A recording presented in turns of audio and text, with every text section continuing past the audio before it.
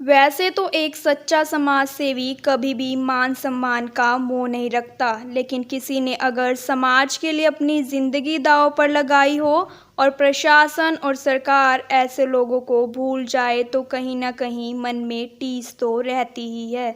कुछ ऐसा ही हुआ अंबाला के 24 वर्षीय युवा अरुण पाल के साथ, जिसने पिछले साल अपने जन्मदिन के मौके पर कोरोना वैक्सीन के ट्रायल के लिए अपना शरीर दान करने का फैसला किया और उसी दिन अंबाला उपायुक्त को एफिडेविट देकर यह इच्छा जताई, जिसके बाद 31 जुलाई को रोहतक पीजीआई में पहले वैक्सीन ट्रायल के लिए बुलाया गया, जिसके बाद हर 14 दिनों के अंतराल के बाद अरुण पाल को 3 ट्रायल के दौरान कुल 6 वैक्सीन डोज लगाई गई। यह ट्रायल 194 दिनों तक चला, जबकि उत्तर हरियाणा से हरियाणा के स्वास्थ्य मंत्री अनिल विज के साथ अरुण पाल इकलौते ऐसे शख्स थे जिन्होंने अपने ऊपर वैक्सीन ट्रायल करवाया था। लेकिन हैरान कर देने वाली बात यह सामने आई कि 3 फरवरी को अंतिम डोज लगने के बाद आज तक ना तो स्वास्थ्य विभाग की तरफ से अरुण से संपर्क किया गया और ना ही अंबाला प्रशासन ने उसको याद किया। जब हमने अरुण पाल से बात की तो उन्होंने बताया कि पिछले साल अपने जन्मदिन पर उसने वैक्सीन ट्रायल खुद पर करवाने का फैसला किया था। घर वालों ने उसके इस फैसले में उसका पूरा साथ दिया। 194 दिन चले इस ट्रायल में वह 6 बार रोहतक पीजीआई गया। ट्रायल के दौरान उसे काफ़ी शारीरिक दिक्कतों का सामना करना पड़ा। एक बार तो उसका हीमोग्लोबिन 21 ग्राम तक पहुंच चुका था। ये पिछले साल 9 जुलाई की बात है, मेरा जन्मदिन था और मैंने डीसी ऑफिस में एक शपथ पत्र दिया अपने माता पिता की सहमति में कि ठीक है, जैसे ही कोरोना काल चल रहा है और ठीक है, मैंने देखा कि बहुत से लोग अपने घरों में बैठे हैं, तो मैंने एक प्रण लिया कि मैं एक शपथ पत्र डीसी ऑफिस में देकर आता हूँ। ये मेरा शपथ पत्र है जिसमें मैंने जाहिर किया कि जैसे ही कोई भी वैक्सीन आती है या बनती है तो उसका सबसे पहले ट्रायल मेरे ऊपर किया जाए, चाहे उसका प्रभाव कुछ भी हो, चाहे इसमें मेरी जान भी जा सकती थी या कुछ भी।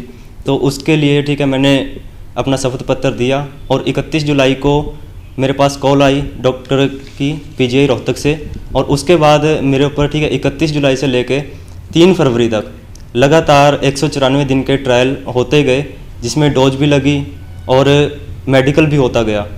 और उसके बाद ये है कि शरीर में बदलाव का तो सर ये है कि कुछ टाइम बाद डोज जैसे ही लगती रही, क्योंकि हर 14 दिन बाद एक डोज लगनी थी और 200 दिन का ट्रायल था ये।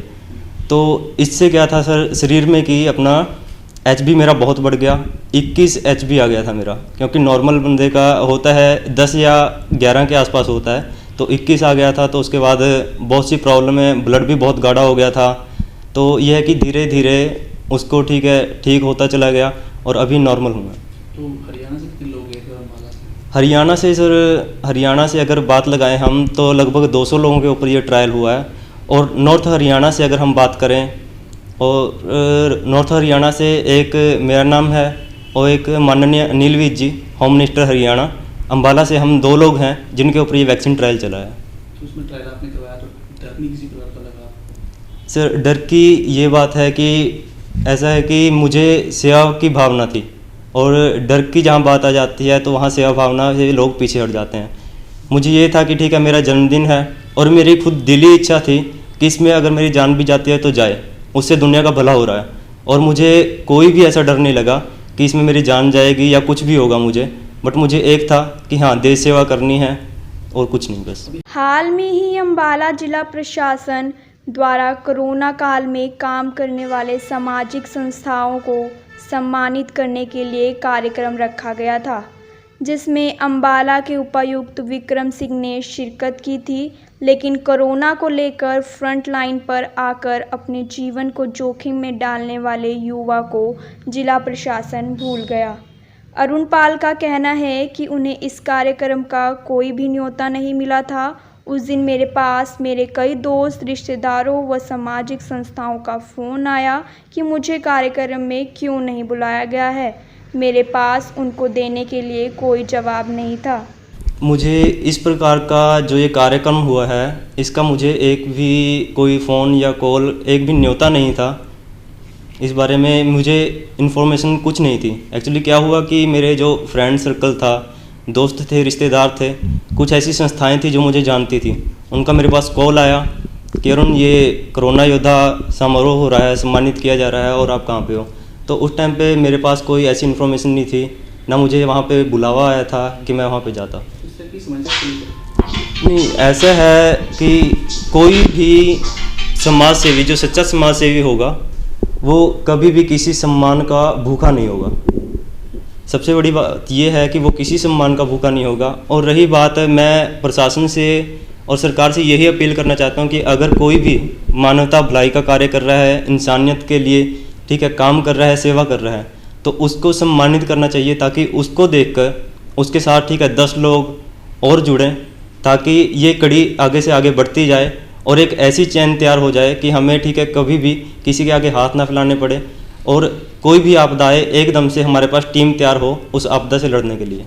तो आगे अगर थर्ड वेव आती है, किसी की जरूरत पड़ती है, तो क्या आप तैयार हैं फिर से? हाँ, मैं तैयार हूँ। और रहता है कि मुझे बहुत से दोस्तों ने ये भी पूछा था कि ठीक है कि तुमने अपना जीते जी शरीर दान किया है, लोग मरने के बाद करते हैं, बट कि तुम्हें मिला क्या, प्रशासन की तरफ से क्या सहायता मिली? क्योंकि मुझे आज तक कोई कॉल वगैरह नहीं आई, किसी भी एक डॉक्टर का मेरे पास कॉल नहीं आया। तो मैं तो यही कहता हूँ कि जो ये सेवा भावना करके ठीक है जो अंदर खुशी मिलती है, उसको बयान नहीं किया जा सकता। वहीं इस बारे में जब अम्बाला के उपायुक्त विक्रम सिंह से बात की गई तो उन्होंने बताया कि अभी जो जिला प्रशासन द्वारा सम्मान समारोह रखा गया था, उसमें कोरोना काल में काम करने वाले एनजीओ को सम्मानित किया है। इसके अलावा जिन्होंने इंडिविजुअल समाज सेवा की है या फिर अरुण पाल जिसने अपने ऊपर वैक्सीन ट्रायल करवाया था, उनको भी बुलाया जाएगा। स्वास्थ्य विभाग को तुरंत अरुण पाल से संपर्क करने के लिए भी बोला जाएगा। अभी जो ज़िला प्रशासन के द्वारा जो सम्मान समारोह रखा गया था, इसमें सभी एनजीओज़ को जिन्होंने कोविड काल में कार्य किया था, उन सभी को सम्मानित किया गया। तो इसके अलावा अगर कोई इंडिविजुअल जो लोग हैं जिन्होंने अच्छा काम करा है, जैसे कोई किसी ने अपना शुरू में वैक्सीन ट्रायल के लिए आगे बढ़ के जो आए, ये हो गए, या बाकी लोग हो गए जो इंडिविजुअल लेवल पे जिन्होंने काम करा है, उनको भी आगे आने वाले समय में सम्मानित किया जाएगा। ये 3 फरवरी लास्ट हो जाएगी, उसके बाद प्रशासन या हेल्थ डिपार्टमेंट तरफ से कोई भी इनसे संपर्क नहीं किया, तो क्या अब आप संपर्क करेंगे? इसमें बिल्कुल मैं हेल्थ डिपार्टमेंट को बोलता हूँ, उनसे संपर्क करेंगे।